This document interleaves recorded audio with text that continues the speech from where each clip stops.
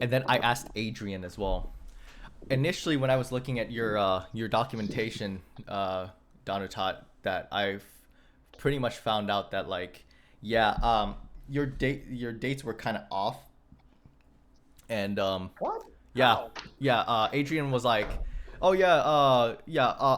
Tabernacles of that year was October 18th through like let's see, let me see the telegram. Um, Then yeah, how come they were keeping tabernacles? Um, October there's a 18th, video. That's October weird. 18th, 2019, you said? 2019. Yup. So October 18th through the 25th. That's that was that was Tabernacles. Mm, Impossible, bro. Ooh, I have to. I have to. you I gotta have, you gotta talk to Adrian then. because let me look at the moon calendar. For You sure. said October 18. 18 through the 25th. No, no, I think he has the wrong year because full moon in 2019, it starts full moon, is around 13 or 14. That's one proof. 12, 13 particularly, 13, actually 13, 14. And the other proof I have is that they streamed live during Tabernacles in October 14, Hmm. 2019. Interesting. So, so this is what. So the thing is that this is what Adrian like documented with. So you should if you feel convicted that you're in the position of like like that doesn't sound right, you should hit up Adrian. No, Any I don't want to do that. I don't want to do you know that. I mean that's up to you. But so then I'm like looking through it, and I decided to cross reference because I decided to, you know how it was like, oh, I'm soul searching, I need these dates. Well, I'll give you the pretext or the context behind it, right? And I'm gonna be actually like narrating the events that would transpire. But before I do, let me pray because I need to inherit God's blessing so that I'm able to actually expound upon this principle, or rather, this experience, you could say. All right. So let's pray. Father in heaven, I just pray that you help me to be able to remember and recall these events, for it is important that we record and remember all of the blessings that you have provided, and so that as you've blessed Adrian to help us to remember, that we must count our blessings so that we know that you are still working in the metric of your appointed times. And so I just pray that you continue to bless us and help me to recall the exact precise experience of tabernacles of this year, and also tabernacles of the past 5 years ago. I pray all these things in the name of your only begotten Son, and the angels of heaven and all of God's movement said amen. Man, Okay. The year is 2024, October. Sunday, 27th. Or actually, well, more like yes, Sunday 27th, 3 a.m.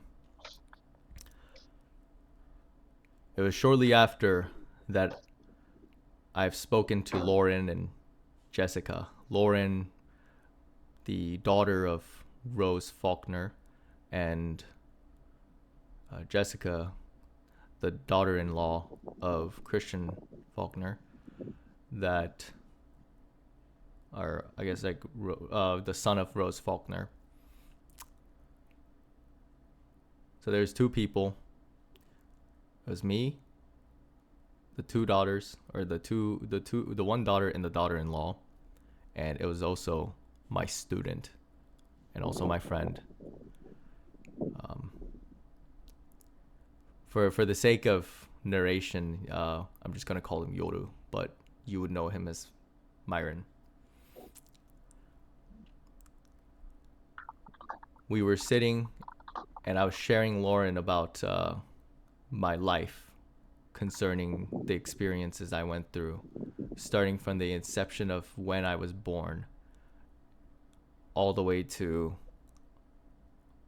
2019. Although, unfortunately, not being able to go into all of the details and giving just simple sketches of my existence, it was still a blessing to impart onto the young one. This is before the tabernacle started. No, this is. I mean, Hold on. before you went to Tennessee. No, this is after I went to Tennessee. This is I'm at Tennessee. I'm by the fire as the tabernacles ended, and we're just talking. As I inch closer and closer to the year of 2019, and I enter into that year, and I recall all of my escapades back in 2019, leading up to the events of the climax. Unfortunately, the clock hits 3, and by the 20th minute, I was unable to tell the full scope of the narrative of how much God has seriously blessed me with. And I believe that to be providential. As the two part ways, for nightfall has long passed and everybody is tired, Myron stands, or Yoru stands, as Yoru is looking around as his usual self.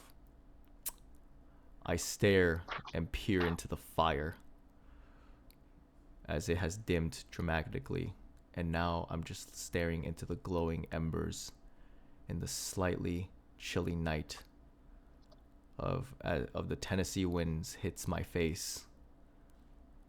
I can still stare into the fire with subtle contemplation, yet at the same time feeling a sense of insecurity in the fact that I was not able to expound upon the full narrative of my experience in a short span of time.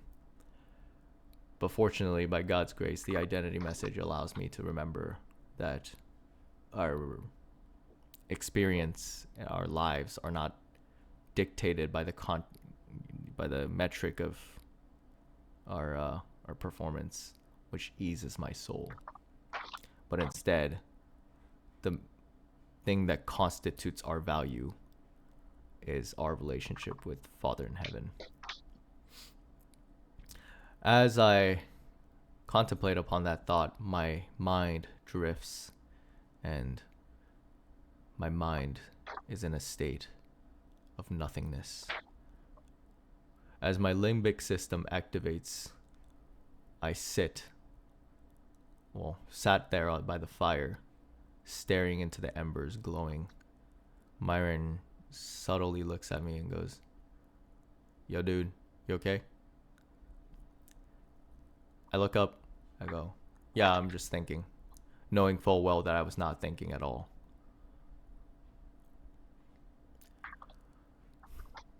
I look at the fire, or the little glimpses here and there, and I go, "Oh, let's go back in. Let's talk."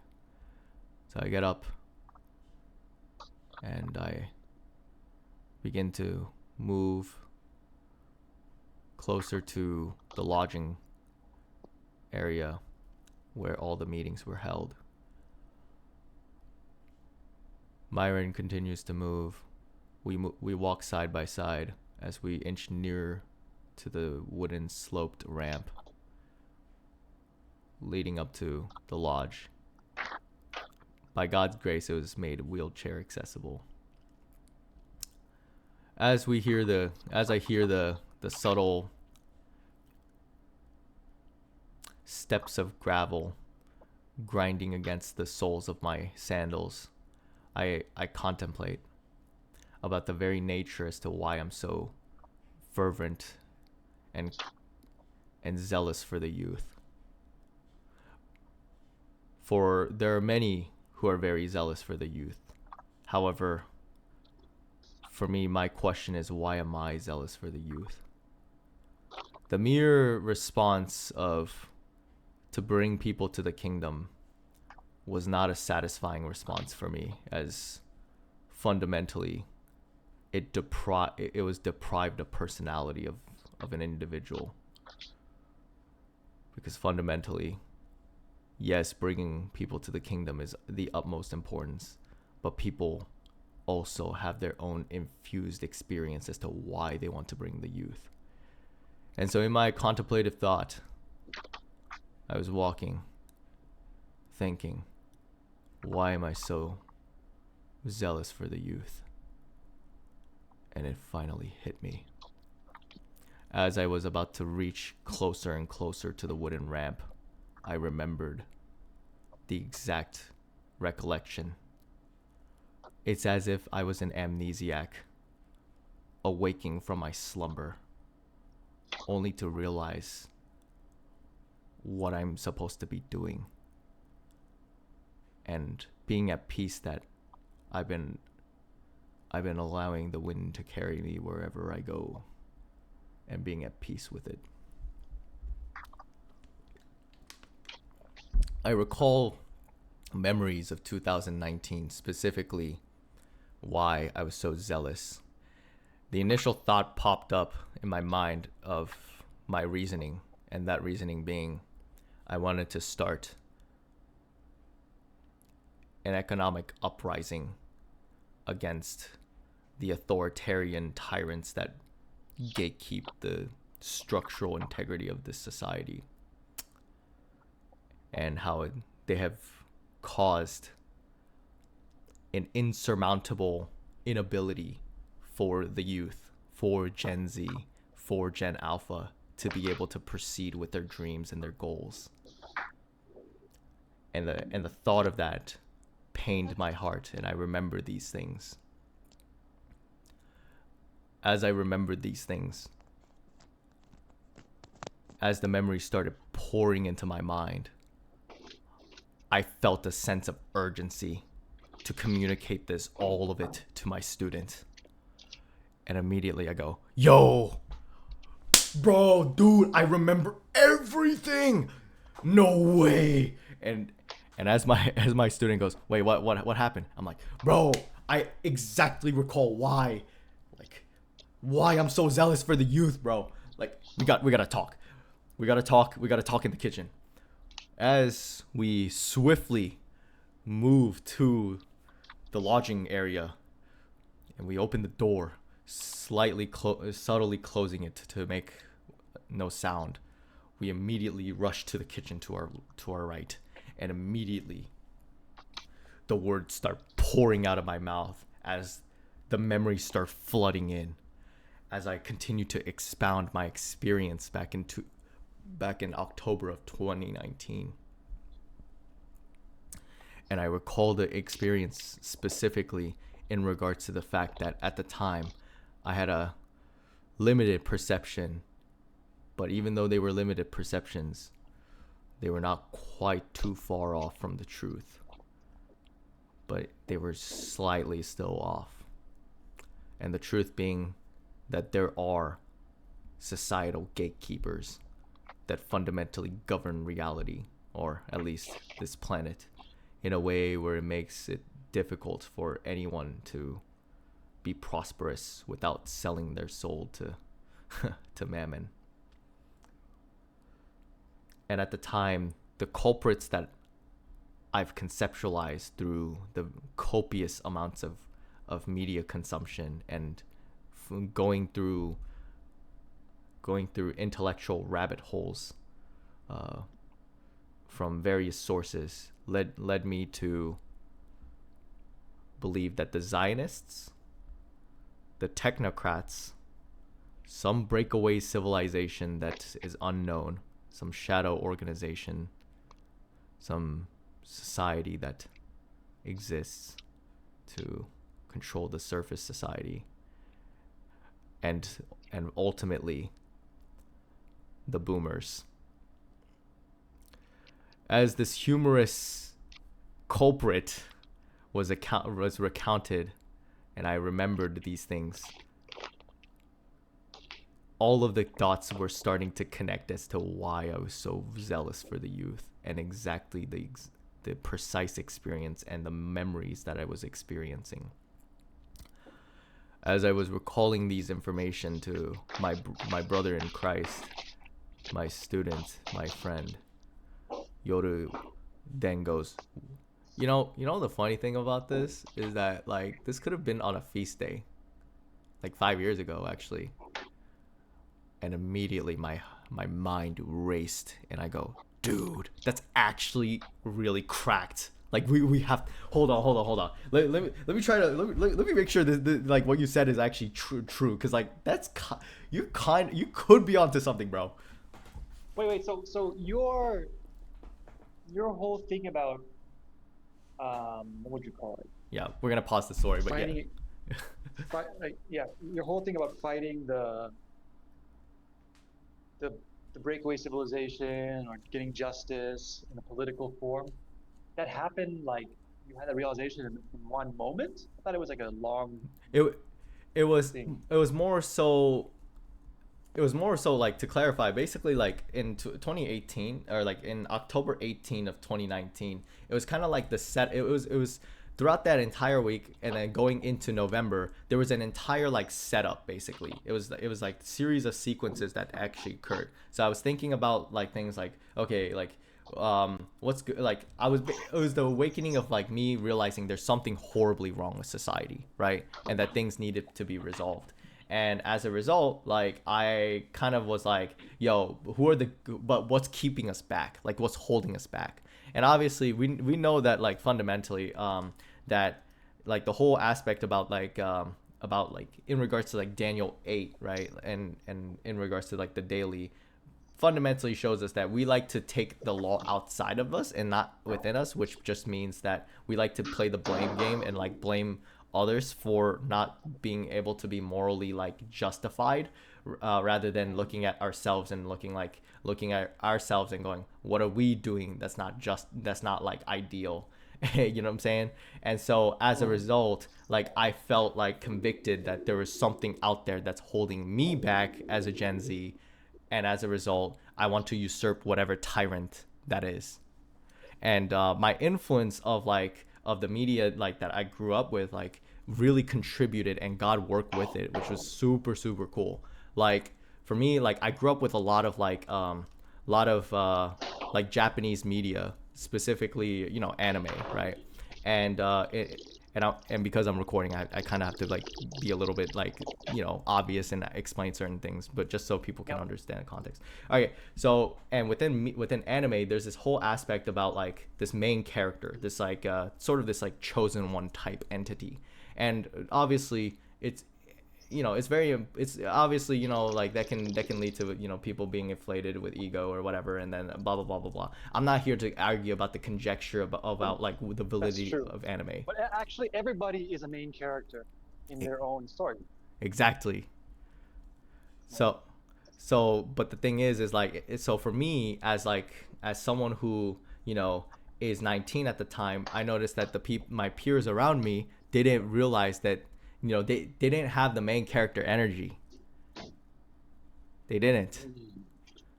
Yeah, And yeah, that that's true. You have to believe in it yourself. for sure. Yeah. And that pissed me off, because it's like I feel alone.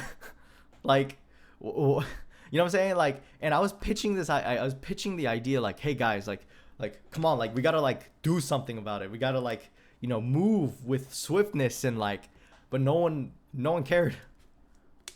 The task was too insurmountable in their own eyes. Hmm. The peers around me just didn't really see the need for it, and all I was met Okay.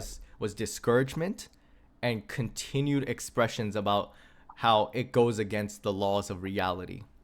And as a result, So, yep. so discouragement was after you had the realization or The before? well, when I had the realization, well, the realization fully manifested after like the feast had pretty much ended, like back in 2019. Hmm. And then it's kind of like in the Bible. There's like the invisible and then the visible. There's like the seed and then there's the sapling, right, or whatever. Yes, yes. So in this sense, the seed was planted. The tree manifests like, or the tree grows. I hate saying manifest because like it's like bringing something into nothing. No, that's not what happened.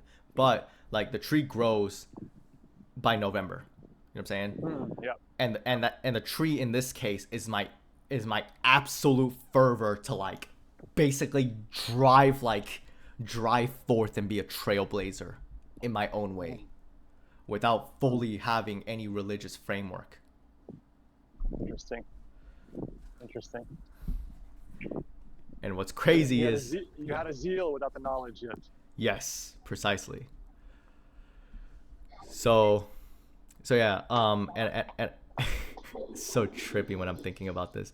But yeah, so now we're gonna. But God says that in Laodicea, I'd rather you be hot or cold, not lukewarm. Mhm. So, yeah, that's cool. Yes. Okay, sorry, continue. Okay.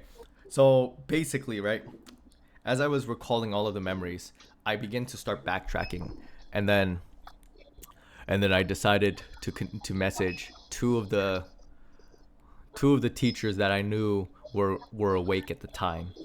Well, I allegedly thought they were awake. I Your high met. school teachers. Well, no, it was you and Mr. Oh, you mean Mr. Who? So 20 so like the narrative I'm saying speaking about is like during 2024. Okay, so during Okay, 20 okay. so now back to 2024. I then, with this knowledge, not knowing full well when the feast was, I still wanted to know the dates. Then I began to ask. I first pursued Danutat, for he was and is and will be my teacher forever.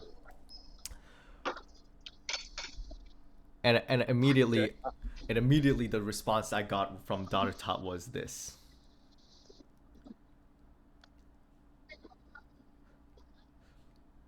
As I pick up my phone, I ring his phone. I put, Daddy, do you have information about Tabernacle 2019? Yo, as Danutat responds. I go, I just need to know the date. It's like, what about it? I forgot. I'm like, I'm doing some soul searching. Do you know how I can gain access to it? It would mean a lot to me if I'm able to do so. It's like, the date? Yeah, man, yes, dude. And then he's like, and then Danuta sends a YouTube link of the playlist. These were live streamed at that time. I saw one date was October 14th. I was like, gotcha. I wish I knew when it began. As Danutat responds, I think October 13th through the 20th. And as that conversation, the exchange of words cease, immediately I begin to start scrolling. I opened up the scrolls of my life and I begin to start searching, and I search very fervently. I even had to I cross-referenced at the time my Instagram posts dating all the way back to 2019.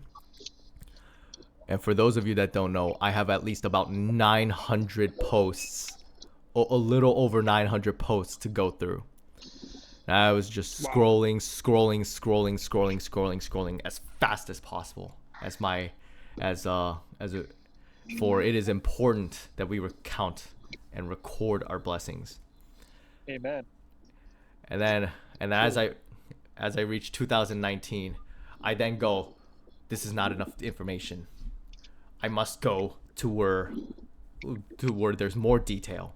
And then I begin to open up my Discord. However, I begin to open up the old Discord, the archive. And as I dug my hands into the archive, I begin to interface with all of the individuals I spoken to all the time. What's up? Hello? We interrupt this narrative experience to deal with some technical difficulties. We will be back shortly.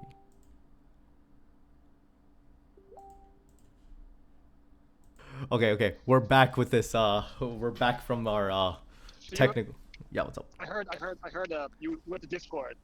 And as I interfaced with the digitized landscape, I begin to remember all of the people I've communicated with, and then it dawned on me: a friend who is an immaculate artist, who was the equivalent of my right hand at the time. Unfortunately, he is not my right hand in the sense of the greater capacity, but for the time being, at the time during that era, he was my right hand. I began to scroll and see all of the dialogues. However, the more and more I was scrolling, I was getting slowly tired. But all the memories were flooding back. And as I placed my phone down, for I did not need to rush, because I have tomorrow to search for. I then communicate to Myron exactly what was going on through my headspace as I was looking through the old screenshots and as I was making a quick glimpse, skipping all of the dates and reading intently, all of the dialogues, everything flooded back to my mind. And oh, for it was such an intense experience, a wonderful joy. And at the same time, it reignited my zeal slowly. As the gas was slowly being poured over, the oil was being casted. I then looked to Myron and I go, dude, I remember everything now. No freaking way. 5 years ago, I had a plan to start an economic revolution that would destabilize the tyrants of this world. And because of that was my initial motivation. Well, it wasn't just to usurp the tyrants, but it was to free my generation and my people from the tyrants through force, through sheer economic force. And as I was recalling all of this information, I then continued to expound. I look at Myron and I go, because I was very convicted to free my generation and to prop up the next generation. As a result, I realized I have to do something about it, and I'm not gonna. And as a revolutionary, I'm going to outdo all of the revolutionaries of the past, because I have data in regards to their mistakes and where they went wrong. Instead of a revolution based upon just merits of morals and ideals, it's going to be a revolution based upon the acquisition of assets and capital. However, as a 2019 hero, as 19-year-old hero contemplates, wealth can't be accessed without having human capital. And as a result, 19-year-old hero decided to devise a plan. A 7-year plan with 4 different phases within the 7-year plan. Dang. Okay. To be able to set the stage. Was it actually a 7-year plan? It was a 7-year plan. Wow. Something like that, yeah. Jubilee, not Jubilee, what do you call it? Sabbath. Yeah, Shemitah, right? Shemitah, yeah. But Shemitah in my own limited perspective, I guess you could say. I don't know if all of the details are 100% accurate, but the attitude was there. You know what I'm saying? Yeah, yeah. Like the idea for reaching a numerical perfection, you know what I'm saying? Like the idea of setting up an orderly structure, even with the limited knowledge I have, that was still there. But Okay. it was gonna be in multiple phases. Okay, so now I'm gonna revert from narrator voice to just regular voice. Basically, the plan is that I was gonna basically, it was within the 7 years, it was basically going to be a year of progress and a year for me to actually develop myself as a human being, like a well-rounded human being that can actually house as many people as possible in the sense, in a more ideological sense, you could say. I wanted to be a full-blown leader, you know what I'm saying? But like I wanted to be a shadow leader, like a leader that people know I exist, but the people outside don't know who I am. You know what I'm saying? Like Okay. there's this guy. His name was Etika, and his real name was Desmond Amofa, and unfortunately he died because of suicide. And honestly, he probably went through what I was going through, but unfortunately there wasn't anybody there to help him really, and all he received was scorning and mocking. Um, it pricks my heart, man. But before he died, actually, he had a huge following of like he was a YouTuber and he had a huge following. Like I'm talking like in the millions, over like 100 millions. You know what I'm saying? Cool.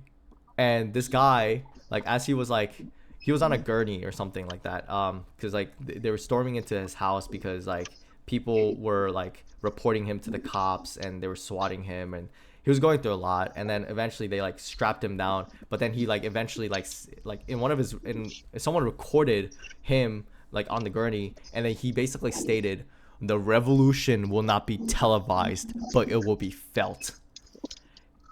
And in that sense, like I took that idea and I really like held on to it, and I said, and in my heart I basically went, the revolution will not be televised, but it will be felt. And what is the revolution?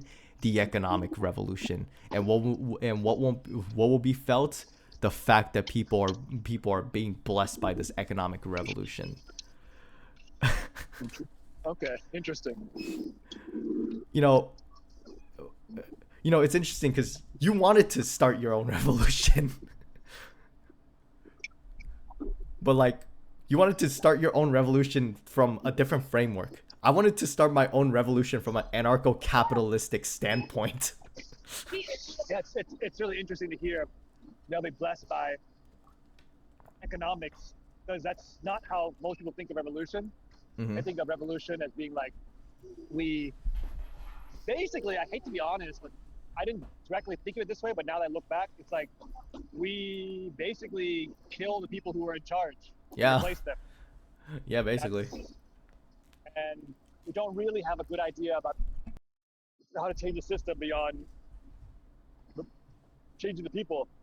But you change the people, the system's still there. The new people will just do the same as the old people. Exactly. But like for me, my perspective was that if I establish an economic revolution, then the money problem is fixed actually. And for me, my mindset was at the time was, if money good, people good, right? I mean, you know, but fundamentally that is what most people think. If money good, people good. And also, it's interesting when you say they'll feel the economic blessing, because that's the whole idea of the feast, was that they would feel the spirit and they would bless, and they would feel it, and that's how they knew it was real, and that's how they would believe in it. But if we take that's the source channel, you know, Jesus is healing the poor, he's freeing healing the sick, freeing the poor. So there is an element of like that part of it, that people should also be able to feel blessed, literally blessed. I mean, like physically, monetarily, from the message. Exactly. And for me, I wanted to start an economic revolution. which is the cracked out part. Like for me, like I was observing the communists, I was observing the socialists and like all the left. I despise the left because fundamentally it all culminated. The reason why in the past I really despised the left was because they didn't know what revolution was if it hit them on the head. You know what I'm saying? And because like for me, because of my background, I'm like South Korean and stuff like that, and like I'm half Japanese, and you know the fact that I like studied like a metric ton of like history of that, I thought to myself, this revolution is so stupid. Like there's a way better strat for revolution than what they're trying to do. And so for me, I was like, I wanted to think outside the box, and I realized like no one, I like kind of at you know, to the box that I was working with. So for me, like I wanted to be the first ANCAP to start a revolution, and I was contemplating what an anarcho-capitalistic revolution would actually look like. Huh. Because there has Yes. never been any ANCAPs to start any revolution, and that pissed me off. The thing is, the way we tend to think of it is like the communists say, well, it's the same thing. You have to control the money, and the only way to whoever controls the money, if you don't control it, you can't change anything. The only way to control it is to change the leaders. Like how can you do an economic revolution and bless people with it when you have nothing? You're not in the control of capital, etc., etc.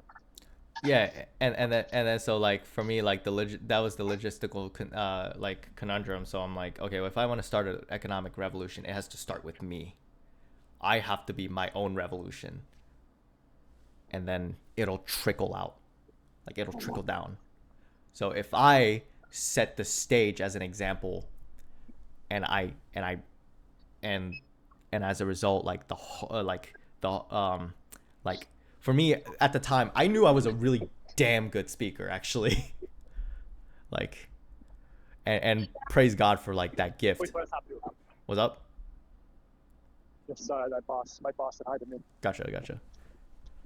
So like at the time, I knew I was a really damn good speaker. Praise God, by the way. Yeah, And I mean, because you had experience leading people and getting them to do what you want, so you knew how to, at least in what is it called? That game you used to play, Minecraft, or not Minecraft. yeah, Minecraft Anarchy. Whatever. Yeah. So you knew how to, at least how to do that. Gather people and like and lead. Yeah. So I was, but like, because the idea is that if I can do this in the game, I could probably do this in real life, and I could probably I could do it in a way where no one has seen it done before. You know what I'm saying?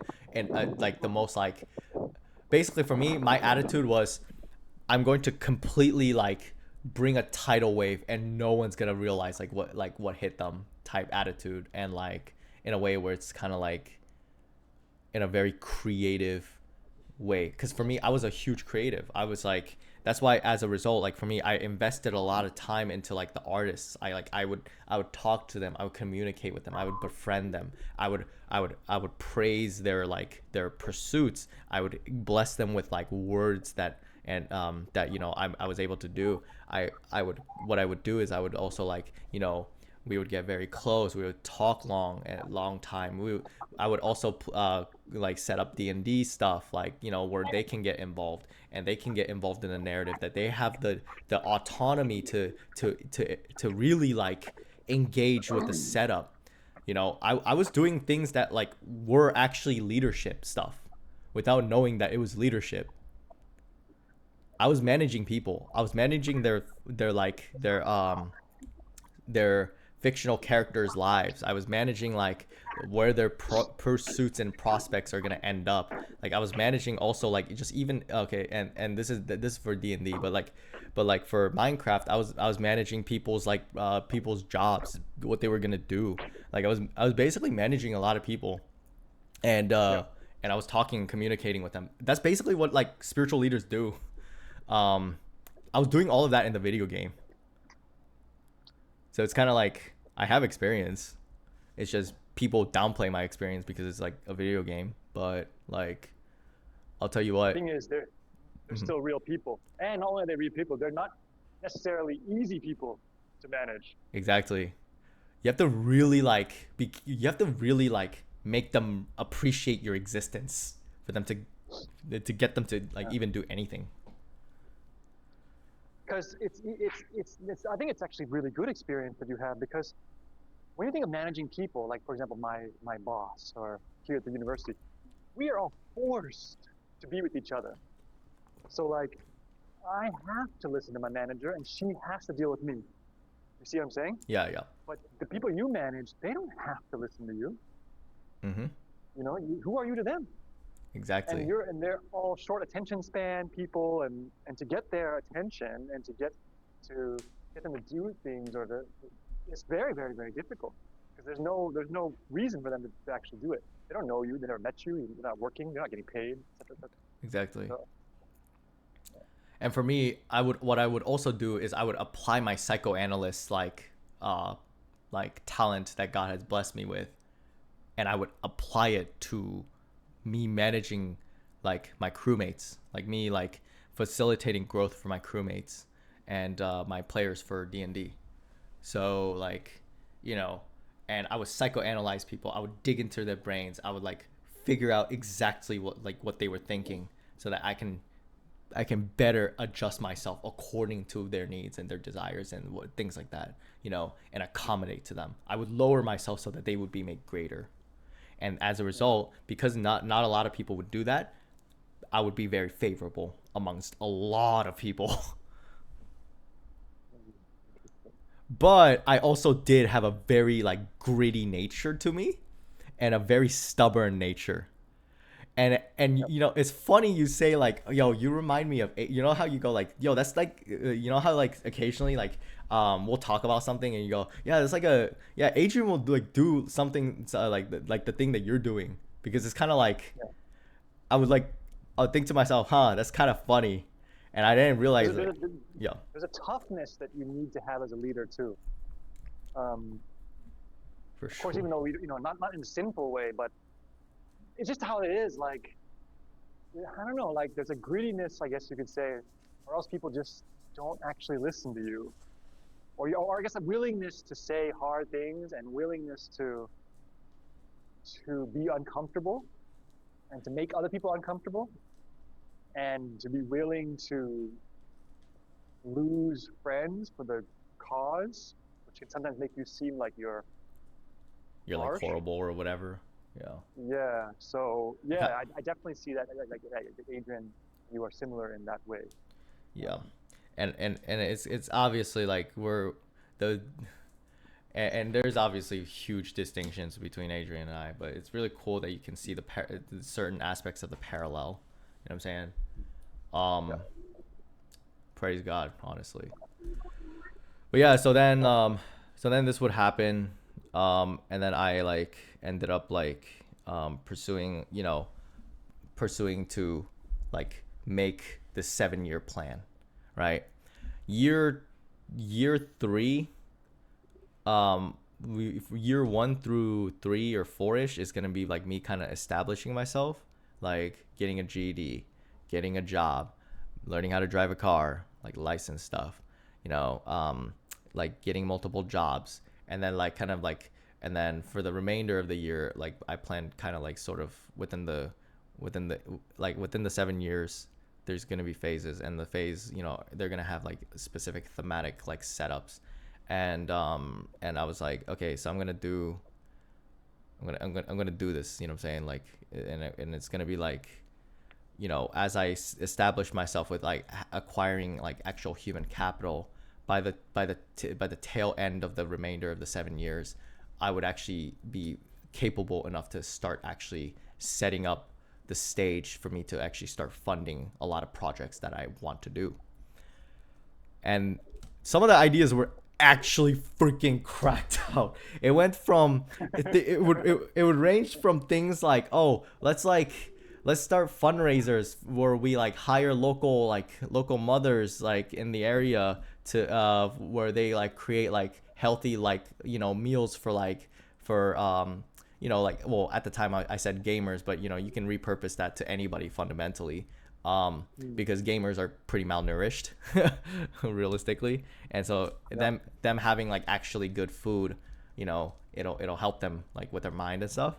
And so it came from an attitude like I want to really help people, and like, and doing fundraisers like this, and also like using my trade as a way to like acquire more assets, things like that, more money, and then I would basically have like shareholders of like this project, this pursuit, and like basically getting and like trying to get donors and things like that, to eventually like it would as I would continue to progress forward, eventually my end goal though, the question is, how do you usurp the tyrants, right?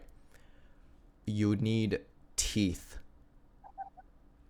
Or, well, I'm saying this from my perspective as a 19-year-old, not my perspective as a 24-year-old. But so a 24-year-old hero would say, like, you need teeth, and like, and we have to be gritty, and like, and I'm not gonna let the confines of reality tell me like what I can do and can't do. And it's like, and I would like grip my like my hands into a fist, and I would start like boldly like stating proclamations that nothing is going to stop me. Dude. And I would do this, like, I would speak to this and present it to like all my friends on Discord. Obviously there were people that mocked me and stuff, and for me I was like, if you do not desire to be a part of this, that's it. I have no use for you. And I would just vanish. Oh, hardcore. I mean, I was pretty like, yeah, it's pretty hardcore, man. Just like, kind of like going like, if you have no part with me, get out of my way. You know what I'm saying? It's like pretty heavy. So you know me for a while. You could tell how much God really changed me, dude. And the biggest phrase and mantra that I would always say is, I'm going to become the forefront runner of this generation. Wow. Like, and in a way, like, you know how there's this one particular famous speaker who influenced an entire an entire society to basically like completely change the government and like eventually subjugate what they thought were like the pests of society, aka Jews. Well, in their own perspective, they thought they were the Jews, but that you know the famous speaker I'm talking about, who was formerly an artist. Yep. I'm not gonna say his name because, yeah, for me, I threw out his philosophical views. I threw out his political ideology because I do not want to be a statist. I despised all statists of any kind, including like any statist on the right or any statist to the left. And I was like, however, the one component I really like, I really like borrowed, or I actually inherited, was his like fervor and speech. And I just took that and I just ran hard with it. And instead of like proclaiming about like instead of yapping away about like about how things are bad for us, I started yapping about how we need to start an economic revolution because things are hard for us. So basically, he would say he would go, we need to usurp the tyrants by brute force, and I was saying we need to usurp the tyrants by making us stronger, so that we can usurp the tyrants by economic force. And I took aspects of like attitudes of John D. Rockefeller and like how he like used outsourcing, and how he was also like a very like tactful man who like really snuffed out his competition. So yeah, what's up? Your idea was to like start like what you and your friends were gonna make a big company or something? Yes, that was gonna be the front basically. What a in the end, it is I mean, your fervor is cool and like it's pretty dramatic, but from a practical standpoint, it's pretty conservative. It is very conservative. You want to be like, I want to have a successful business to take over the world. Like, but that sounds lame though. But the steps to do it is like, oh, it's good business, which is like what everybody wants to have. Exactly, but Yeah. like for me, like the philosophy part and like the principle was gonna be more important for me, because for me, what I noticed is that if you just kind of took at it with an attitude of, oh, we're just gonna like do a business, blah blah blah, without like having like this deeply ingrained like internalized like philosophical narrative to like basically like that has this generated like meaning like for that particular thing, I realized that things start to fall apart when there's no meaning, like, and it's just, oh, we're just gonna like build a company, haha. Like for me, my attitude was that that's the death of the company basically, because the company has no soul. So basically, for me, like the fervor and the zeal and because I was also watching Wolf of Wall Street too, like that was the life of the company.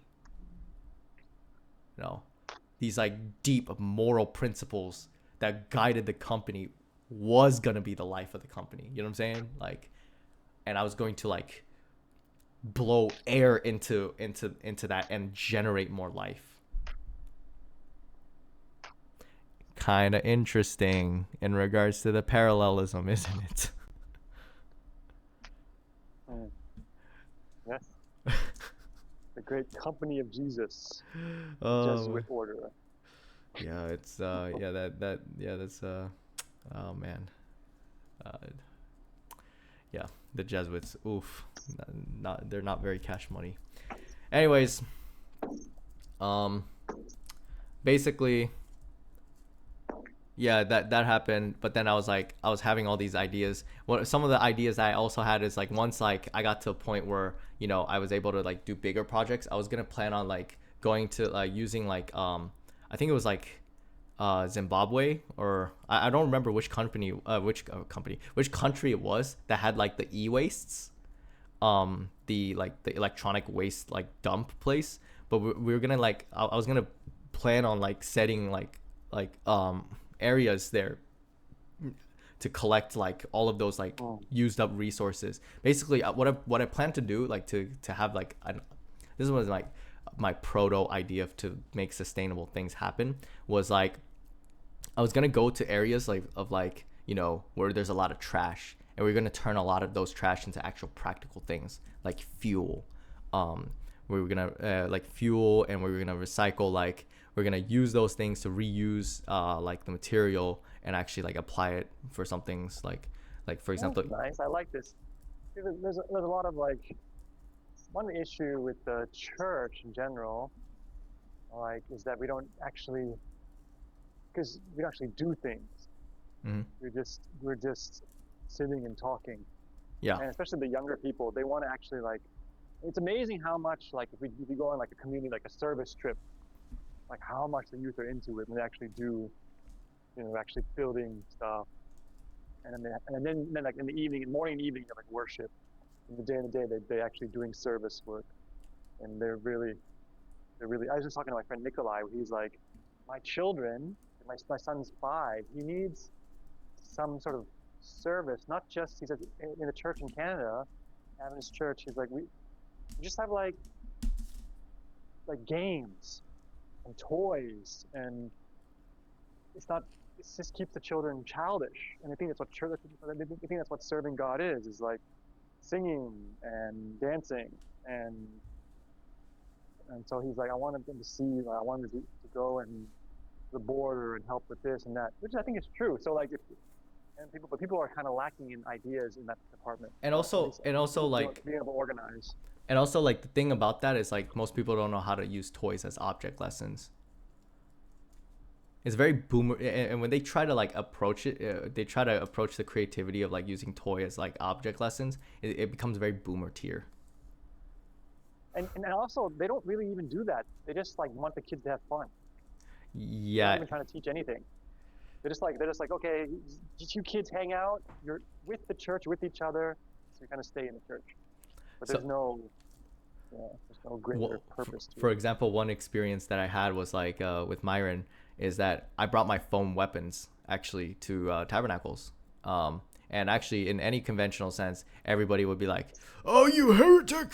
You're ruining the Sabbath, and like you're devaluing the meaning." Which, okay, I understand the need for reverence and like super true, but it's like there are definitely creative ways to teach a lot of cool things.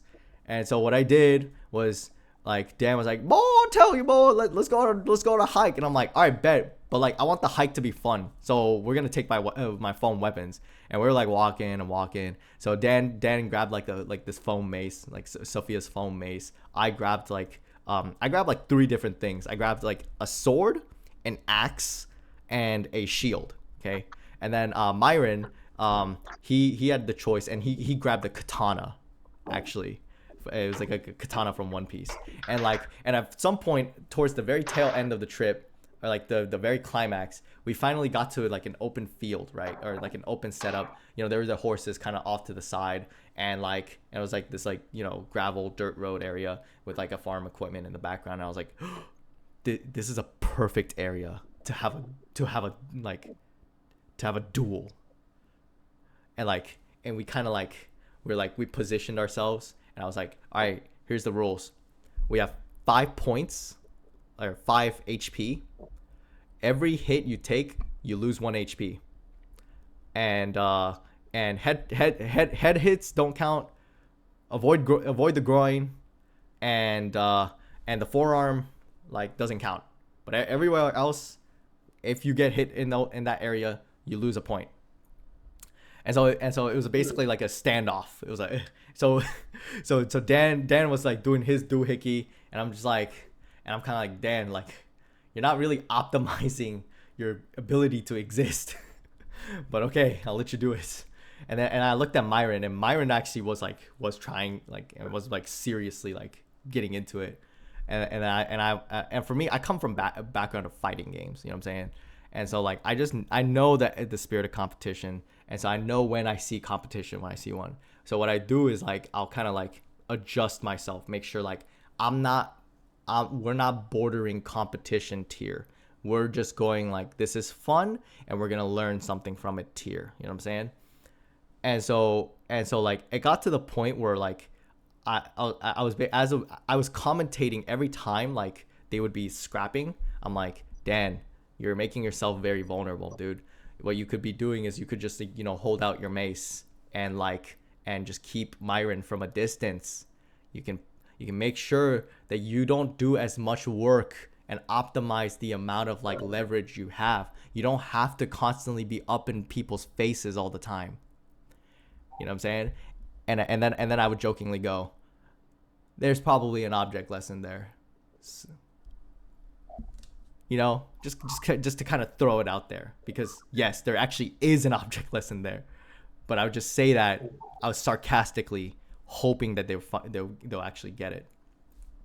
And then obviously Dan got tired, and he lost his stamina went down. Myron basically tapped out Dan, and then so it was just me and Myron, and every time there would be an interaction where I would clash my sword or whatever, and I would use the shield to block his hits with a katana. I'm like, you're doing too much. You're moving too much when you don't need to.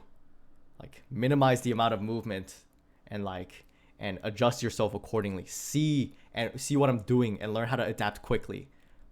There's an object lesson somewhere there. And kind of allowing the nature of play to be the thing that teaches the human. Because yeah, it's nice listening to a lecture for an hour straight, and it's a lot of cool information, but I'm hella ADHD, and that does not work with me. You know what I'm saying? I got to a point where now I'm I'm now it's fully manifested to the point where the stuff is no longer new to me. So it's the lectures aren't gonna work anymore, and but that doesn't mean that I'm not gonna be present for the lecture or the presentation. I'll still be there, express like support, but just so you know, like when you're not around, or like when Sean's not around, sometimes and sometimes Ben's presentation, like depending on the subject, I sometimes I zone out, and then Malcolm's, like sometimes I zone out, and then sometimes Obadiah's, like my brain doesn't catch it, but I'll just be there just because, like, look, you know, it's not a performative thing, but I just don't want you guys to feel bad or whatever. Like, so I'll just be there just so, like, you guys can feel like I'm supporting you guys. Because, like, yeah, I mean, even But though. you're right, man. Yeah. Yeah. Um, yeah, I don't listen to everybody's talks, and I think you're right that I think actually that thing about the play is pretty deep. And we have to find different ways to teach lessons, and it's interesting that Dan's weaknesses in how he relates to others manifests in how he plays or how he fights. Yup. Yeah, that's interesting. And so, same with Myron. And so, like, and that is the kind of how, yes, like, for example, sports can be a waste. They're kind of a waste of time. I don't like to be very strong about that, saying that, you know, you could use that energy for planting and building, which is true. And people become obsessed with sports and stuff. But knowing that people are already into it, and knowing that people need exercise. Oh, they got exercise. They actually got exercise, and they were like, "Oh, yo, this was actually like the most fun I had during exercise." Yeah, and it's interesting. Like for me, I can't really just run and jog. I get bored. When I play soccer, I can run a lot more. Now, you have to be careful because when you play soccer, you can get injured. Right? Exactly. Like over stretching and overexerting. Exactly. If you just ran, then you know, you can control yourself more. Exactly. But it is interesting how like there's a lot of potential for. Like it's interesting how like the rage inside people comes out during these soccer matches. Yup. Especially when we're playing like formally, and then that we should use that to, you know, check ourselves and to teach. In a way that you can't be, when you just say that like, oh, you know, you have a lot of anger inside you in a sermon, people are like, I don't have anger inside me. But when you actually see it happen, you're like, ha ha ha. But everything changed when you're playing a board game and you flip the table. Yeah. So. Yeah. Oh, yeah. Oh man. Yeah. So I use play as a facilitator to actually teach, and actually that's what I plan on doing with Jonah. Because Jonah's already violent, straight up. Like, yes, he's learning, yes, he's growing, and yes, he's a child, but he's so exposed to violence that that's like actually the only thing that's stimulating for him, like in a way where it's like, you know, because he's a boy, you know what I'm saying, and fundamentally that's the thing we inherited, and like you can't like. For me, it's hard for me to expect like a boy to change his palette of desire because he's not conscientiously aware. You know what I'm saying? Like he's a kid. He's not choosing what he likes and dislikes. It's just what he likes. Yeah. And like whereas Shemaiah, like guess what? She's a girl. Like they are much more developed, like mentally. Like boys only know things like riding a bike or occasionally reading awesome stories, or like, you know, like this grandiosity to like adventure and like and things like that. Like, you know what I'm saying? That experience of like the hero's journey is the thing that like men really like appreciate. And for boys, guess what? That's that. They deeply like the hero's journey experience. The problem is, like, we don't know how to accommodate to that, because we feel so like convicted that if we accommodate to that, oh, we compromise, and then like we go into apostate. Like, at that point, that just means that like that if that's the case, then then dang, like what weak theology we must have. Right. um Right. because if that was the case, man, I should have been gone long time ago. I shouldn't, I, you know what I'm saying? Because you were there with me. You went to Smash tournaments with me. You went to like board game shops with me, and like and card shops, and like hung out with me, and while we observed like the nerds like playing their their like hyperfixations. We went to like, you saw me playing Minecraft with the homies, and you saw how I engage with them and stuff like that. Like, you were there. Yeah. Yeah, but And did that make me like walk away from the movement and go, yeah, Adrian's boring and he's hella retarded, I'm gonna walk away now? Like, no. no. In fact, I appreciate Adrian even more because he fundamentally created a theology where I don't condemn myself for existing. Like, and God changes me whenever he needs me to change. But like, people feel so forced to like wanting to see change in me that like it just feels like there are times where people just rebuke me, and like, and it's unsolicited rebukes, and that's hella annoying. Yep. And in fact, Yep. that deters me from coming. Yeah. It's interesting that we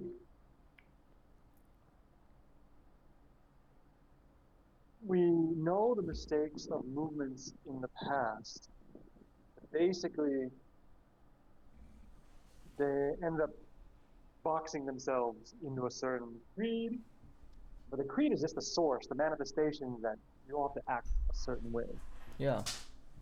and then we don't like it. So, and then if people don't like it, they break away from it, and yeah, there's just I don't know, like it's hard, man. Because I also, ever since the beginning, which I love the feast and I love unique, but ever since the beginning, and I'm sure many people feel the same way, you feel like the presentations are too much, and we should try to do something different.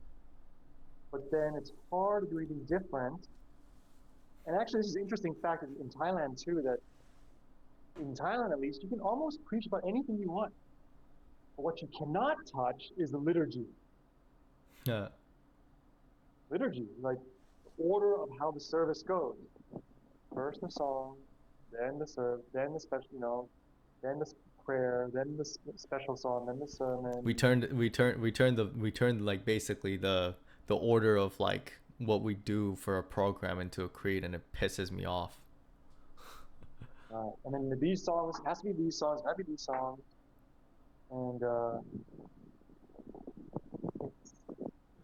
And in a way, like, yeah.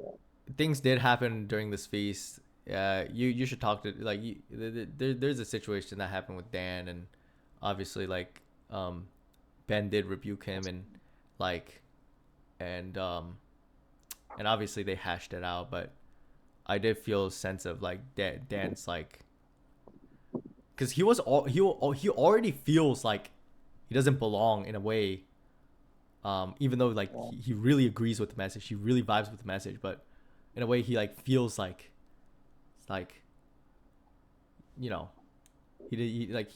doesn't belong there fundamentally. Yeah. I actually talked to Dan before I talked to you. Oh, interesting. So it's like he already feels like he doesn't belong there, and so it's like to be rebuked on top of that, dude. Like, I feel so bad for him, because that's not a struggle I have to deal with, and like at the same time, it's like it sucks because like you want to bless, like you want to bless the congregation, but like the congregation don't want your blessings. No. And like when the congregation don't want your blessings, it's like dang, like why am I here? And it's like, and obviously I think things can be worked out and like, and whatnot, but like That's why like when he came here on Sunday, like, or yeah, basically Sunday night, before before we were about to go to sleep at my house, I told Dan, like, yo, forget the old heads, man. Like, you don't have to bless them. You just bless Yeah. us. Just bless me Yeah. and Myron. That's so painful what you're saying, because, especially men, we want to participate. We don't want to just be passive listeners. And I know Dan feels like, you know, and then the people would say that, well, Dan could share a talk. Yes, he could, but that's not what he wants to share. He wants to share what he feels is important to him and called to do, which is his music. Then the music is rejected, and that's painful. At the same time, I told him this. I said that he said, he was saying this. Actually, Dan's remarkable in the sense that he can take rebukes. Yeah. He can handle it, and he can get the positive out of it. It's very mature of it. Very, very. He was saying that, like, I don't necessarily think they're right. I don't think about the music. But I do think that maybe I was too quick to. I wanted attention. I wanted to do something. That was deep, because I said that, I know that feeling, because it doesn't have to be music. You can have a really good idea that's straight from God, but it's not the right time. I had that problem with Bible studies, even here on campus, where, like, we'll be discussing, like, for example, the investigative judgment, and I'll just be like, and I'll kind of like take over the Bible study. I don't mean to, but I just want to share. But I realized that it was a bit too much. There's a right time and a right opportunity. And so we have to be aware of that. And with something so fiery, I guess you could say, fiery like Dan's music, that's so passionate, it's hard to take it. It's hard to take it, and it can take over something. And so, yeah, same with even the message. Like, if you're just having like kind of a basic Bible study, and I just drop in bombs, like, and with like a lot of passion, it's very hard to take, and it can come across like you are pushing yourself. The idea becomes lost, and instead what the people see is like a person who has a need to take over. Yeah. Even if that's not what you were thinking, but that's what it can feel like to the people. For so sure. I'm thankful that Dan felt it, I understood that. I think that in the future, I'll have to talk to Dan about this. Like, I think that he should be able to sing at the feast, but I think he should really prepare a song. He should just know that. Yeah. If he doesn't have a song for the feast, then don't sing it. Don't sing any. Actually, what I told him, what I at the very end, I didn't even know what was going on at the talk. And then I just came in and I just chimed in, and like, you don't want to like come to the, like, you want to like ratify, like, with us, you know what I'm saying? Like, that's what Tim was talking to Dan, and like Dan was like giving him like counsel. And then at the end, I was like, we come to the altar, we want to sacrifice for God. And then I told him, yeah, you want to make sure there's no blemishes. Exactly. So, like, I can learn many songs on the guitar, and I can be passionate about many songs, but you want to think about what's the right song to play. Yeah, like at the right context. Like for me, like guess what? Like, fun fact, during the feast, when it was just me and Myron, we were playing anime songs together. We were singing anime songs, like songs from anime. And guess what? If I sang that on the stage, like, the congregation isn't gonna like appreciate that. That's just a reality. But like, I know that the songs that I was presenting with Myron, because we were sharing a shared experience together where we can relate on the same thing, like, that was when a song like that was appropriate. You know what I'm saying? Literally, we were watching like One Piece, like some of the scenes from One Piece, and like a video essay about One Piece during the feast. This was like when everybody was like off on the hike or whatever, but it was just me and Myron, and I was like, we didn't have communion. So what I did was actually, was just so trippy. I had a days prior, I got Sophie to buy me or a month prior, I got maybe a month plus more, I got Sophie to buy me like grape juice, and it was like the kosher stuff. And then for me, I didn't have unleavened bread, but then like the night prior, like of the feast, like before I was about to do this thing with like Myron, like Sabrina was like, yeah, there's an Ellen White quote about how like, even though you may not have unleavened bread, like if you pray over the bread, like, and in spirit, like it's pretty much like it's the principle of the bread itself, not the actual physical bread. The physical bread is just to teach us, but it's the spirit and attitude of the bread, how we can consume it. And I'm like, oh, interesting. And what's funny is that like a week prior to even coming to the feast, I went to Tesso. I don't know if you remember Tesso, but it was like this Japanese like market store type thing. It was super cool. And me and Myron, we bought Pocari Sweat, like Japanese sports drinks, and then a jelly like beverage thing that I grew up when I was a child, and then like these potato chips, like these seaweed flavored, these seaweed potato chips. And for me basically, like what I did was, it was so ingenious, and God like really blessed me with the idea, because I was like, yo, communion I can really make communion an interesting experience, because the thing is it all first started with a soap thing.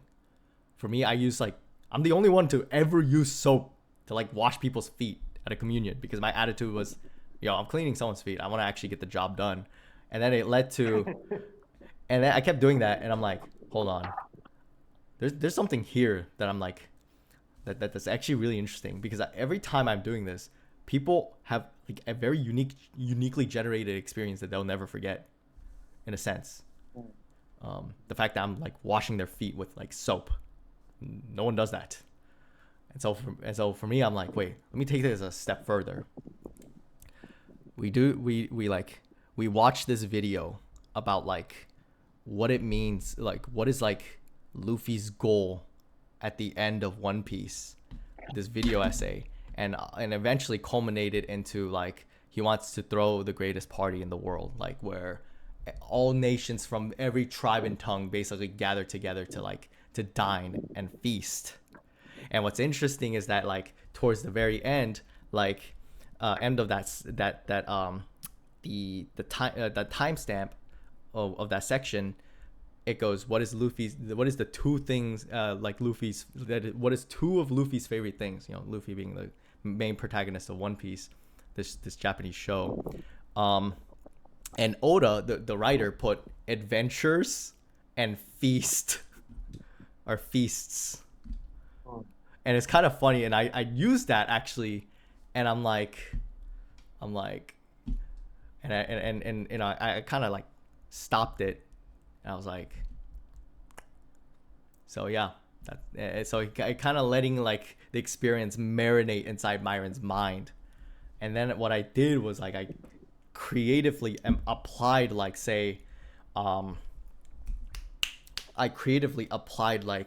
we ate the bread, we broke bread together, we drank the grape juice, we prayed. I was freaking tearing up. I was crying, like I was seriously crying. And it's this aspect of camaraderie.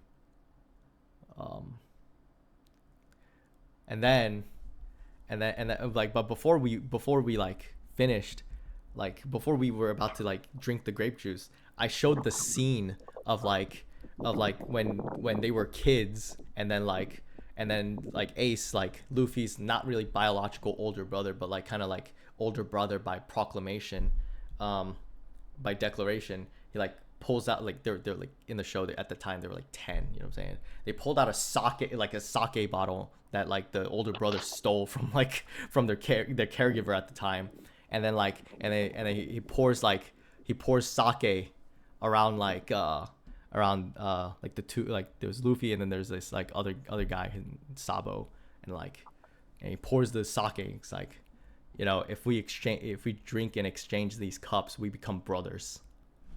And I'm just like, yo, that's a powerful scene. And then I like played that scene I played the setup for it. Like we were watching One Piece together pretty much. And then once it got to that scene, I was like,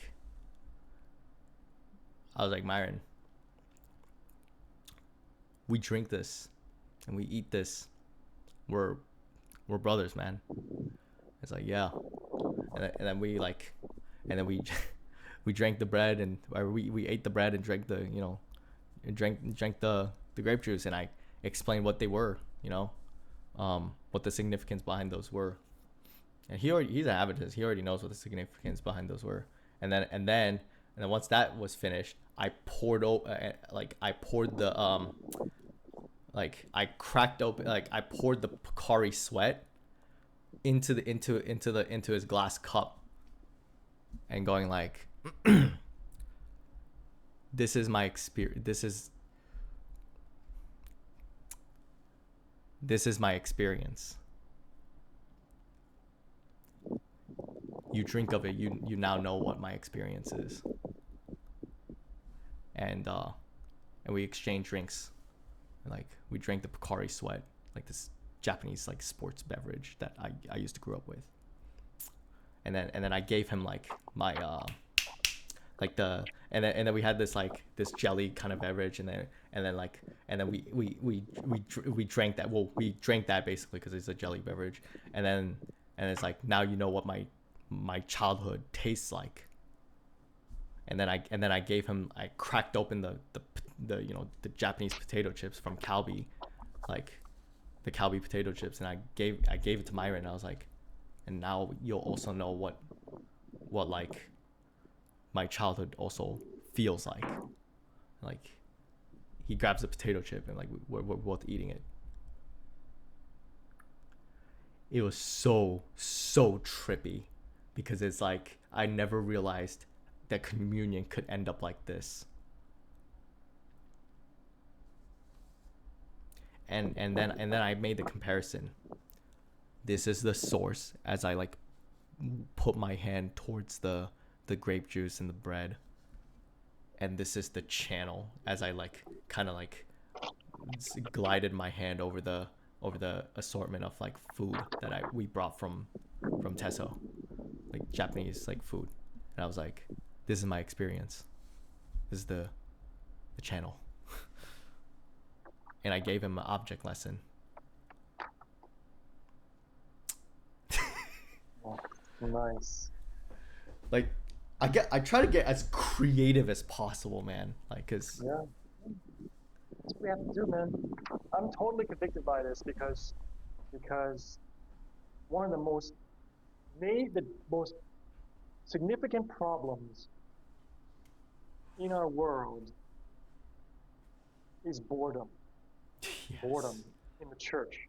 It's also in the world. People are just bored, but it's particularly sad when people are bored with God and spirituality. I get sick. I had almost like a breakdown the other week when I was reaching out to Grace. Now we listened to a sermon, and he's one of the theology professors.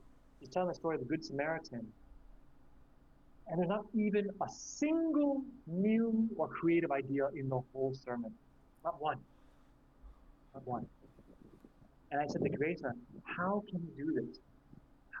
How can he not think?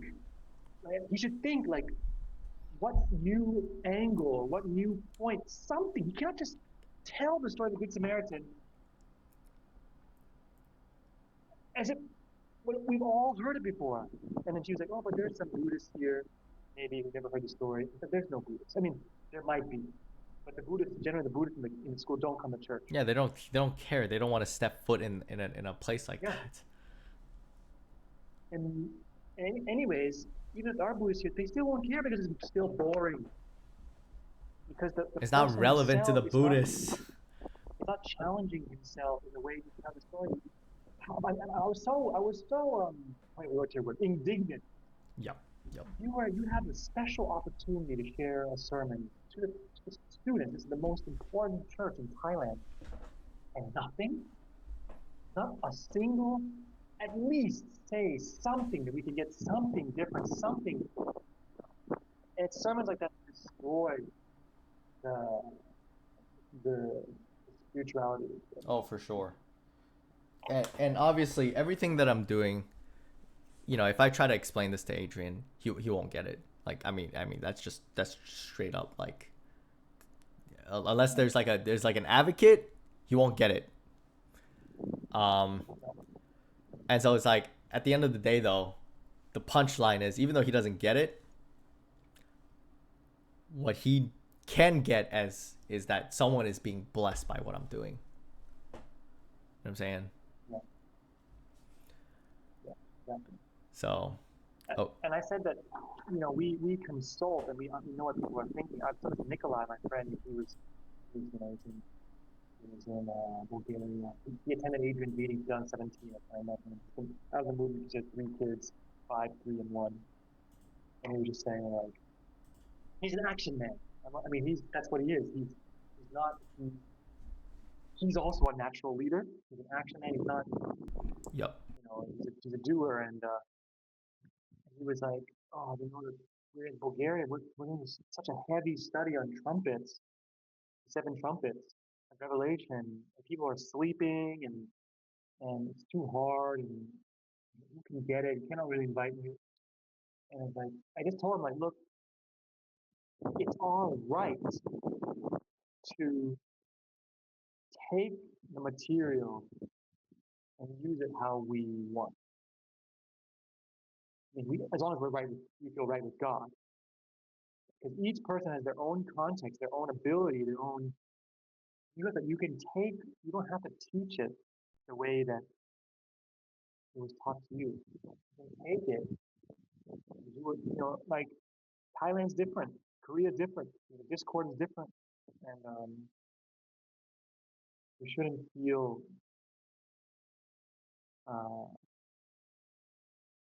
Yeah. So, it's actually something that's hard to express. Yeah, because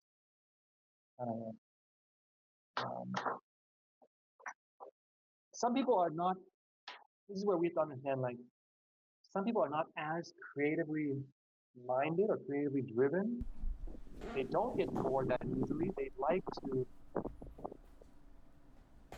They're more.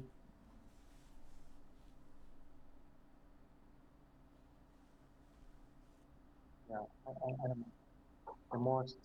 There's different types of students, I guess. Yeah. Yeah. There's. Oh.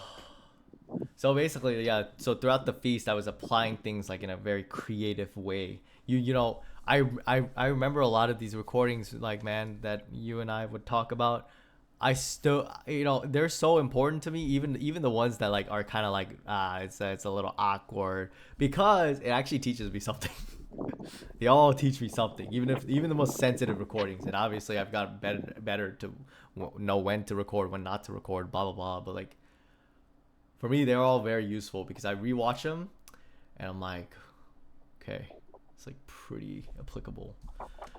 Obviously, I have to be more like sensitive to when I actually record and stuff and blah blah blah and like.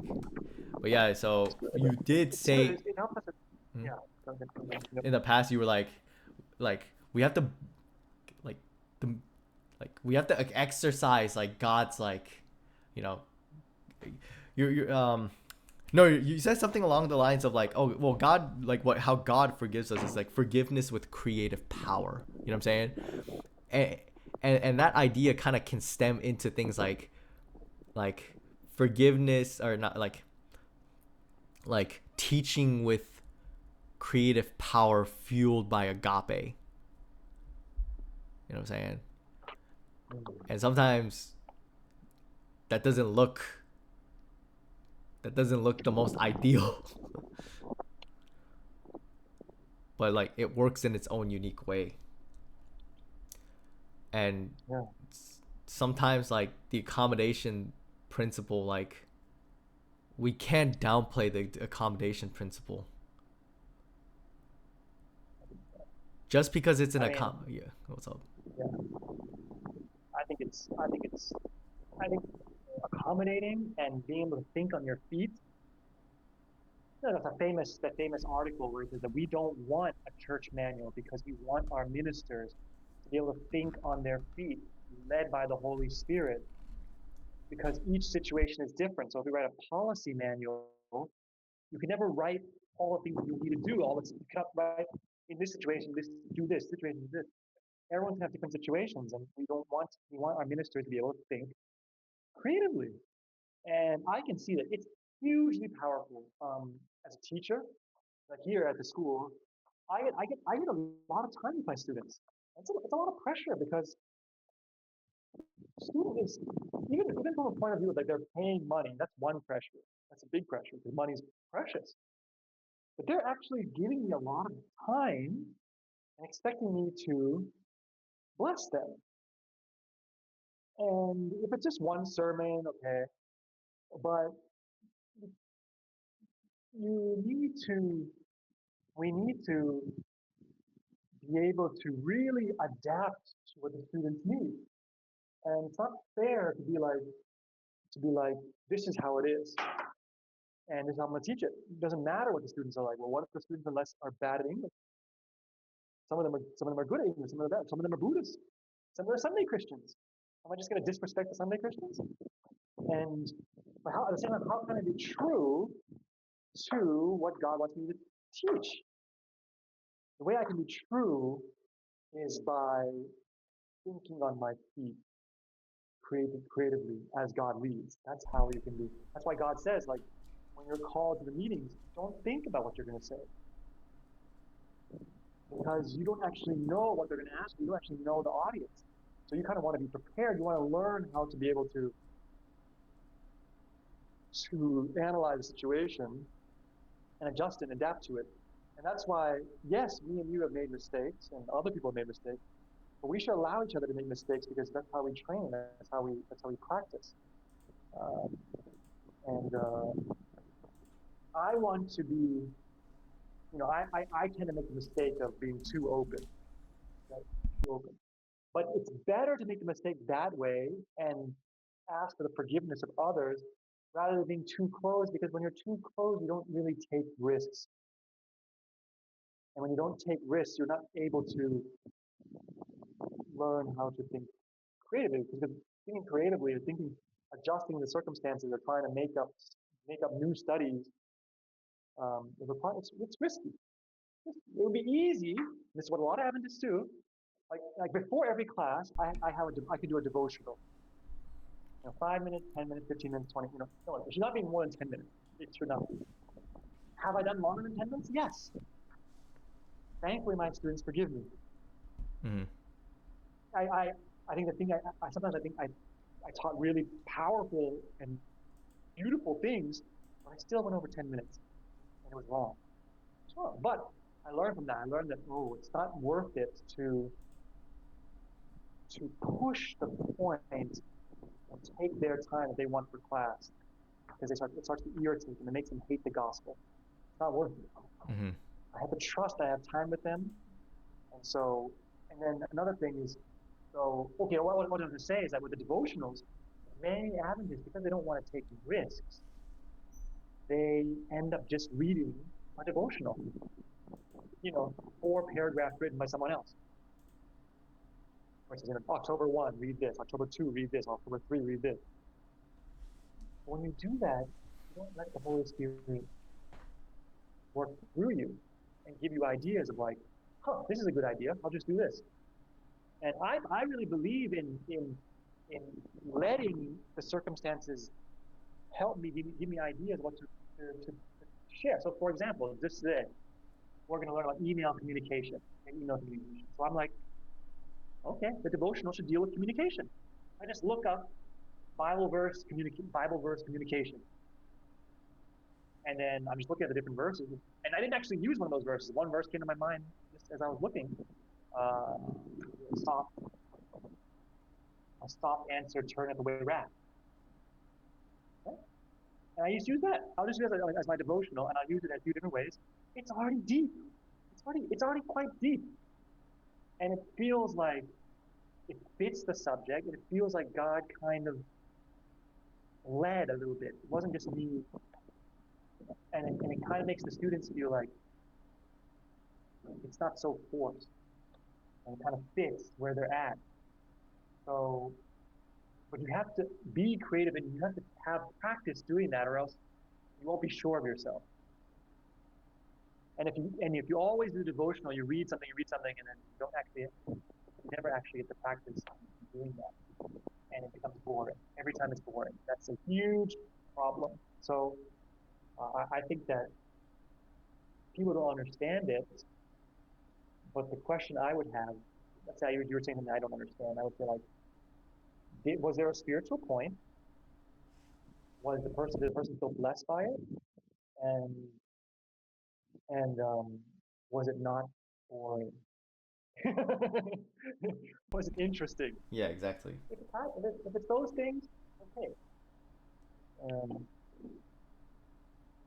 Yeah.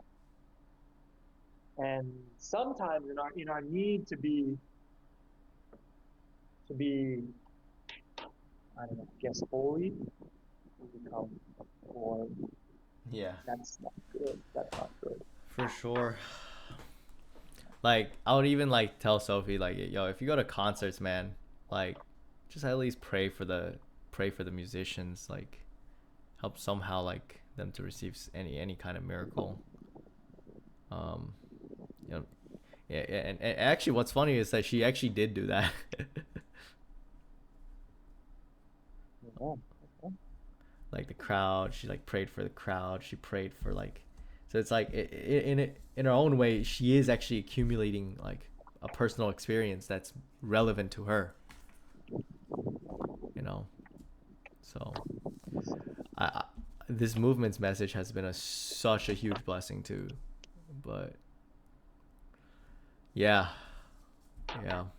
So that was Pat. But like someone, like someone like Ben, what he values or what he, I don't know how to say it, his personality type is not like, he's not, it's not a creative necessarily. His style is almost more for older people. For sure. Yeah, and so it's different. And Yeah, and so and it's kind of interesting that they're trying to incorporate like the children into the program, but like, and like, you know what I'm saying, like into like the front, and like making it possible for them to like bridge this gap between the youth and stuff. But like, if the, you know, if the grown youth feel like there's a gap between them, like, yes, the children will feel closer with the adults, but they won't feel close with the adults in the sense that the like they feel like the adults can relate with them. And fundamentally, I think it's I my perception is that, like, it's just my conjecture, is that we really should invest in like the more and more there's going to be youth, we really do need to invest in the youth, but no one's investing in the youth. So I'm just like, whatever, I'll do whatever. I'll do what I'm convicted with, and I'll be the one to invest in the youth, and I'll do it in my own way. And if that becomes too problematic, like, it's okay. Like, I won't do it anymore. I'll just do it on my own time. You know what I'm saying? Like, and that's kind of like what I came to the conclusion is it's every ministry is gonna realize, like, yes, the truth is very attractive, right? But, you know, as Steven says, like, everybody's talking, but they're not doing anything. Like, they gotta be practical. It's like, you know, in his own like very like like like tired veteran, like, gritty voice. And you know what's funny is that during my testimony, like towards the very end where I was sharing my experience, like I got Steven to laugh without me actually like intending to do so. Which is kind of cracked because he told me, dude, I've never hey, yeah, man, I've never laughed at a testimony before. I was like, wait, for real? It's like, yeah, I've never laughed at a testimony. It's the first time. I'm like, yo, praise God. I'm glad that I got you engaged. And you know, it's not like a show of performance. It's just who I am. It's just the style of person I am. I keep it real. And you know, at the beginning of the feast, it's like, yeah, man, no one's having this like heart to heart that's like necessary. Like the theology is beautiful, but it's just the practicality is not there. Everybody's dealing with their own thing, and we just come every year and we just listen to the same sermons, and I'm just like, and I'm like, I look at Steve and I'm like, and eventually as I'm psychoanalyzing him, and eventually I get to the punch. He gets to we get to like the closing part or like closers of the conversation. I was like, you know, this was like during like day 2 or day 4 of the feast or something. I was like, Stephen, I'm gonna stretch your hair. I'm gonna stretch your brain so hard it's gonna actually like you're not even gonna be ready for it.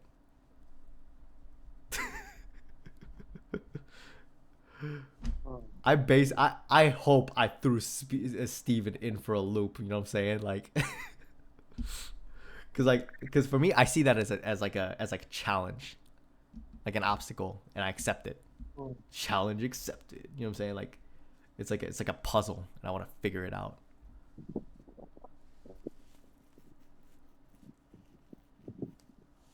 So. Yeah. Yep. So. My attitude is the world can be a playground, or a prey ground. Playground. Yeah, a prey ground. Right? Playground. No, like Japanese accent. no, but like think about like a PREY ground, like meaning you are on high alert and survival mode because there's predators trying to kill you, or it can be a playground. Yeah. So shout outs to Dan, because the more and more I spend time with Dan, the more I make like these really hard poetic, like theologically infused statements. That has rhymes. Okay. Dan was telling me that he got along really well with Andrew Briskin. Dude. I've never met too. Dude, that's yeah. I don't know too much about the lore behind that, but like I should ask Dan about it later. Okay. I gotta go back to the whole 7-year thing. I gotta tie this in. Yeah, hurry up because I have to teach like in 10 minutes. Okay, so basically, I was recalling all of the things, you know, all of the memories. They were flooding back into my mind, and then I realized, like, you know, towards the feast of Passover of 2024, you know, when Sean, man, Sean's so awesome. He actually gives me a platform to speak. And that's why I really appreciate Sean so much. And I owe a lot to Sean. Like he believes in me in a sense, like he believes that like there's some blessing to draw from, like, by allowing me to speak without him realizing it. And I appreciate him for that. Anyways, I was speaking. It's like, yeah, like, dude, hero, you're like the lore master, man, and you're pretty aware of the movement and things like that. But like, and you keep up with other people's lore. But like, what's your lore? And I'm like, ooh, deep. My heart was so moved when he asked about that, because no one really like set me up in a way where like I was in a area where I'm surrounded by people and like people gave me the limelight. and I felt very honored. And I took that and I was like, let me just drop the lore, and I went all in, including things like where I was born and things like that. And I even added like commentary remarks of, if Danny was here, he would say this about this situation. In a humorous way. And then I got to the part of like 2019, and I was kind of explaining like what was going on in my headspace at the time. And then the way I describe it, I was like, yeah, but like those plans were in the past. It's like, it's whatever. I don't really care about them anymore. I'm okay with moving on. So in my heart, I was pretty dead set on like, these plans mean nothing to me anymore. Like it's okay. I can walk away now. I put the death to my dream, actually. Seriously. And putting death to your dream is like the equivalent of dying. Feels like the equivalent. Yeah. And then 2020 Tabernacles 2024 rolls around. It's like God allowed me to remember, not only did I remember these things, because I can easily remember these things, but he like brought the zeal and conviction and just like struck me with it. He smit me with conviction.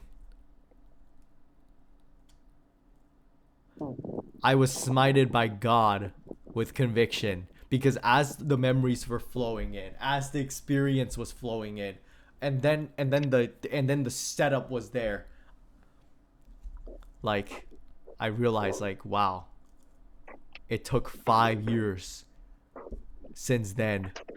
The 7-year plan isn't over. It's still ongoing. And I realized, wait.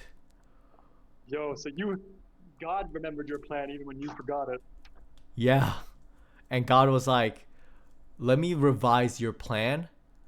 Just do what I tell you for now, and I'll take care of the rest. And what God did was he gave me opportunities. I worked. I was blessed with jobs, which allowed me to work, which allowed me to test the theology. I was blessed just being spoon-fed theology so that I can actually apply it to see if it's true. And things like, the car, yeah, no worries. Your girlfriend is going to bless you, and she's going to teach you how to drive, and she's going to be fervent with like you. And the GED, don't worry. I'm gonna set it up in a way where you can actually like pass the tests, where you're gonna go through an experience. It's gonna be brutal, but you're gonna make it through. And your pursuits of ideas of what you want to do, don't worry. I'll set you up with them. You can experiment. You can feel what it's like and see if you like it or not. AKA, like, I was thinking of becoming a hairstylist at one point back when I was 18 or like was 17 or whatever. Yeah, and then God was like, like, you get to feel like what it's like working at a hair salon. If you like it, I'll let you stay. If you don't, you don't have to be there.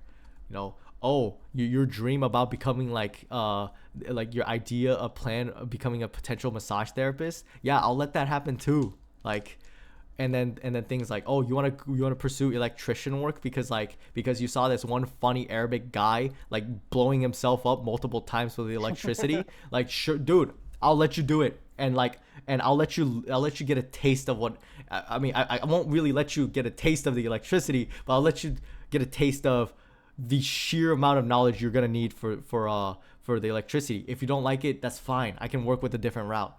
And God like blessed me with a textbook, blessed me with a thing. Guess what?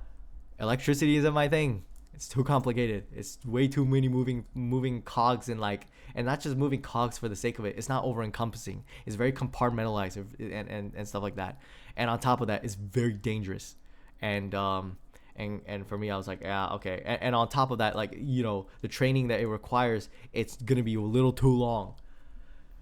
The online training, well, guess what? Like, God used that to help me learn about my learning style and et cetera, et cetera. Oh, like, you want to like work at a you want to work at like a bagel shop or whatever because like you really like this one store like at one point. because you kept eating it a lot, I'll even let you work at the restaurant that you loved eating all the time when you would skip school, when you would pass out like on the tables, like there. Like, I will give you all of these experiences. Amen.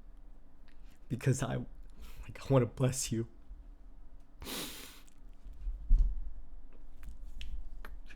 And I'll even bless you with all the tutors that you need in the world for you to know who I am.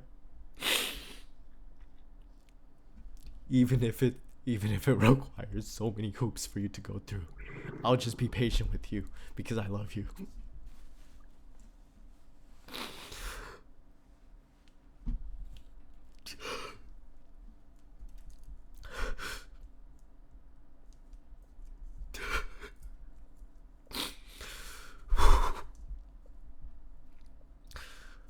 And they're gonna teach you a lot because I know you learn best through tutoring.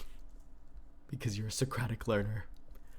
And congratulations, you'll learn what type of style of learning you'll be the greatest teacher at. You'll be the most effective teacher at. Because you would have had the experience to teach. Because you received the teaching. I will fulfill your, like, what was that verse? It was like give glory to God and something and all of these things shall be added onto you.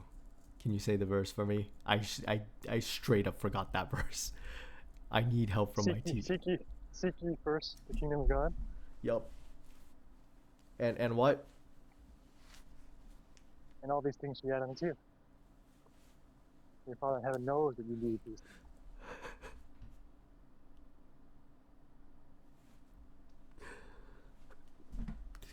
I thank my God for like meeting Amir. I thank my God for my interaction with Roderick when I was 16. When the first interaction I had was like him seeing me pull up to church with a GameCube controller in my hand, like, and me going like, "Yo," he's like, "Why do you have that?" And then he goes, and then I go, "Oh, it's for dexterity training, because I'm like I want to get good at Smash Brothers." I thank my God for interacting with Leslie with the Bible studies. He's blessed like not only me but Sophie and it's dramatically helped Sophie. I thank my God for helping me to reunite with my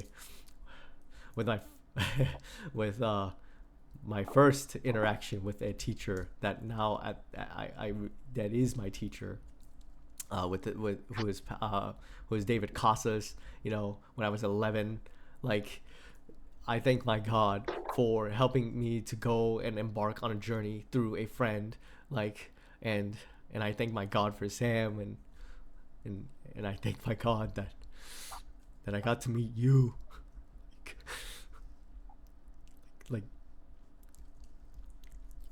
Like you are like such a top tier teacher, and like, even though you have very clear deficits, I know what your deficits are, and I really do push you, and I push the wrong buttons intentionally, knowing full well that you get pissed off and annoyed. Yet at the same time, you're still patient enough to like deal with my existence. I thank my God for that, and I thank my God for all of the various connections I encountered, whether if it was Ben, whether it was my interaction with me asking him like deep theological questions, and I was able to shadow him during the time that he was having a brutal experience at the Rocking Talk. I thank my God for Darren and the fact that he can ride the wave of awkwardness and see the experience that he is able to go through without him being a direct teacher. Like, I thank my God for Malcolm and his like appreciation for reverence of the Lord. I thank my God for like Obadiah and his conviction to be healthy and fit, because like our body is the temple of the Spirit of God. Like, I thank my God for Dan and his ability to pursue creativity when everything is against him. Like, I thank my God for Adrian for not giving up from the very inception of this movement. when he inherited the begotten son. And I thank my God for Daniel Bernhardt for the sheer amount of like brutal work and that he's like enacting in like in South America, like as so many more. I'm able to thank. Like, I really do thank my God. And man, God has set me up to become the forefront runner of this generation. And my question is for you, teacher Danutat D Brownie, is like, Danny Brown, like, do you bless me to become the forefront runner of this generation? Do you bless me to become the forefront runner of this generation?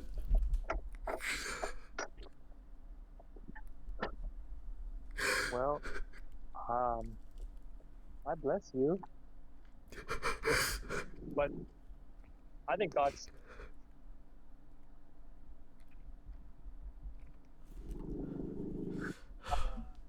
I think God's calling you. I think that you have skills that are very needed. I think that the mixture of, because you have a mixture of the creativity that is needed, but with also a deep reverence for the past and a gratitude. And if I look at myself, I have creativity, but I am not one to remember the past the way to be. That's good because you're going to be the forefront. You're going to be able to share. That's one thing. But it's not only about sharing the message. It's about being faithful to where you came from, faithful to how God has led to the lore. Look at the Bible, the faithfulness to lore in the Bible. In terms of actual direct teaching, sometimes it's not actually that much of it. What there is a lot of is what has happened. Uh-huh. And so, Yep. Yeah. I'm like when you talk about going back and looking back through the Instagram posts and stuff. Yeah, it's a good skill. It's not something I would do. So yes, I think that you can be the forefront.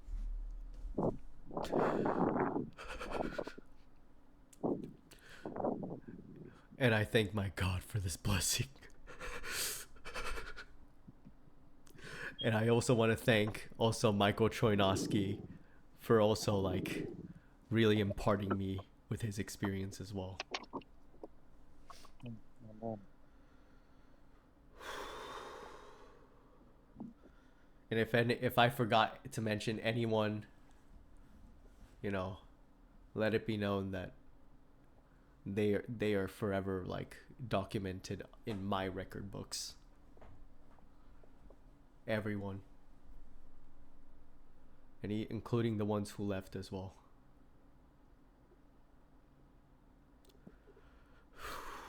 Oh man. All right, here I gotta go. I have to teach All right. now. Let me say a prayer. Yep. Father in heaven, just thank you for Hero and thank you for his zeal and his passion, his commitment. It is inspiring. It's so needed because we can learn things, but it's hard to generate more zeal. It's something that a lot of us want to have more zeal, but how? How can we have it? And so usually the way we can have it, of course we can get it directly from you, but the way we can really get it is from other people who are actually zealous. We can get their zeal, as Hero mentioned, uh, uh, getting the health zeal from Obadiah, the reverence zeal from Malcolm, the respect for structure of Ben, or the, the, the zeal to be creative from Dan, etc., etc. So I just pray that you always, to always give that zeal, give that zeal with knowledge also, like the Jews didn't have, as Paul said. With his zeal will be knowledge. He can go out knowing that he's blessed by you to teach and to lead and to share. And I thank you that for Myron, for blessing him and bringing him along too. That's special, and I hope we realize that's how special having people come in like that is, really into it, even if their personalities are different to ours. And thank you for the whole feast. It's not easy to keep that going every year, and there's different kind of challenges. And it's a mix of creativity and structure, and it's hard to get the balance right. So Father, help us to do that. And thank you. Thank you that I could be friends with Hero and teach him. It's been a blessing for me as well. So I pray in Jesus' name. Amen. Amen. Dude, I'm so blessed to have this epic dialogue documented, and it's gonna forever be in the history. It's gonna be in his story.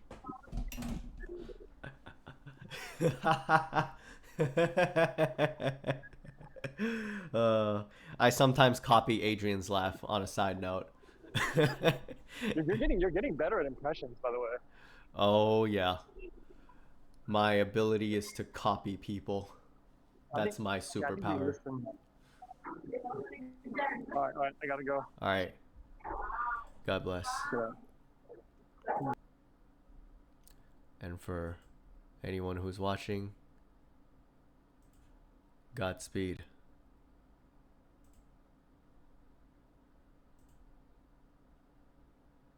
Godspeed, everybody.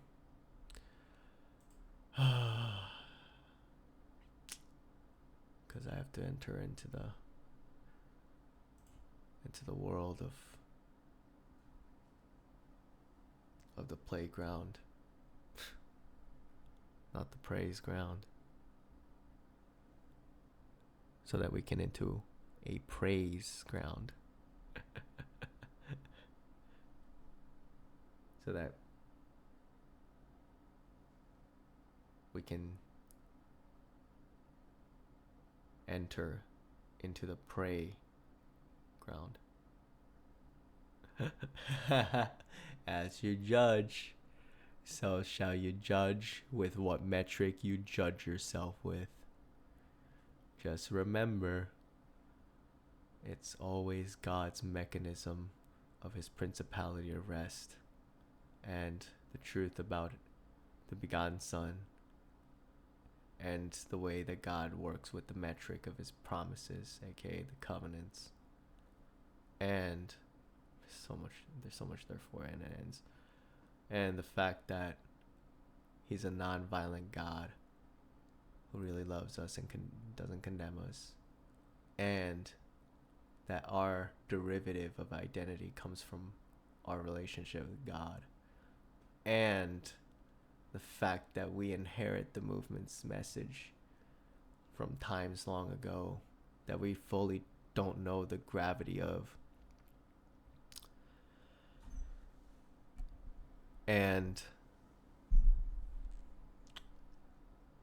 this all helps us to resolve and discard Augustine's covenant glasses so that we can receive the latter rain, so that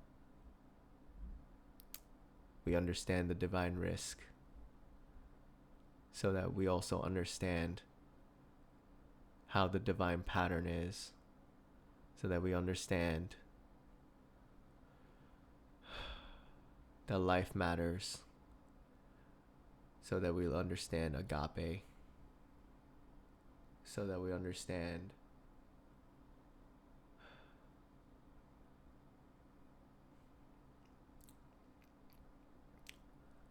that the law is like a mirror unto ourselves, so that we understand that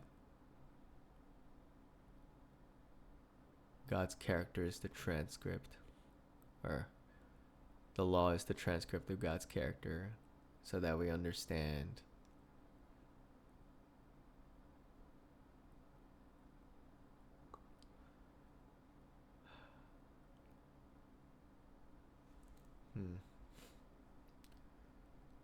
that there's a war on identity, and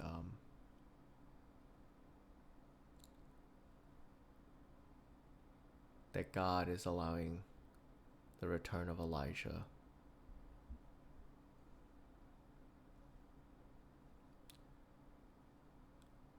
to know that this all happened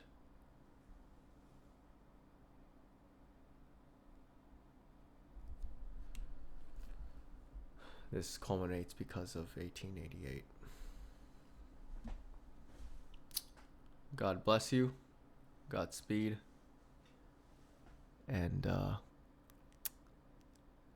may the 6th year of the 7-year plan begin, and we're just only in phase 1 because the Philadelphia temple hasn't been built. The end has not yet to come, but there is still time to build.